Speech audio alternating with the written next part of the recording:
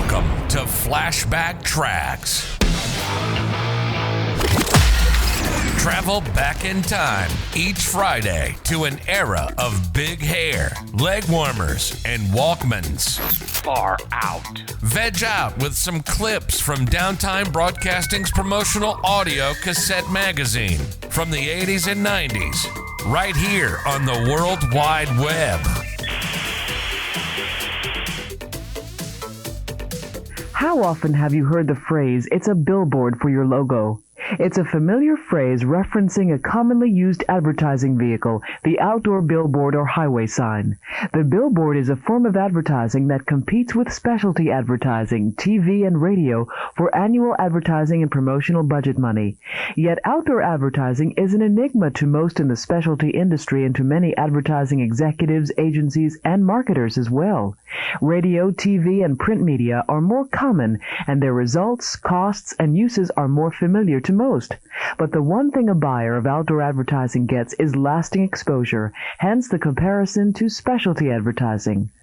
NOAB, the National Outdoor Advertising Bureau, is a trade association bringing together an association of less than 700 firms who provide outdoor billboards. Through mergers and acquisitions over the past 15 years, there has been a great deal of consolidation in the amount of companies in the business.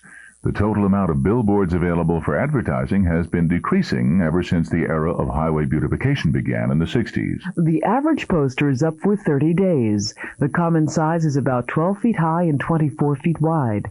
It's estimated that the cost of an effective national billboard campaign is about $2 million. However, most campaigns are run locally. The use of billboards is strategic. Placed near a shopping center, it can be the last medium used to promote impulse buying. Along a railroad line, it can induce the purchase of a magazine or newspaper. In creating a national billboard advertising program, companies buy space on the basis of a system called GRP, or Gross Rating Points. GRP is a measuring tool that is based upon population and probable exposure of a given sign along a major road. It's the billboard industry's equivalent of the Nielsen's or circulation figures. In a region, a local chain may buy 100 GRP. That's enough space to hit all the people, 100% of them, in 1 month. A 50 GRP would reach half the people, and so on down the line. In a major city, a 100 GRP to promote the forthcoming circus could cost well over $500,000 for just 1 month. On top of the space costs, there are creative charges and agency fees as well. Despite the often used comparison, specialty advertising is in fact a vastly different medium from the traditional 30-day billboard. Specialties last for months, if not years. Their exposure is even more targeted. A logo on a cube pad is exposed to a prospect 8 hours a day, and it promotes impulse buying. Placed in front of the appropriate person, a calendar can stimulate impulse ordering of food or a service for 365 days. Specialty advertising also has a lower GRP cost, or in specialty terms, a lower cost per exposure. So when comparing billboards to specialties, you are indeed comparing apples to oranges.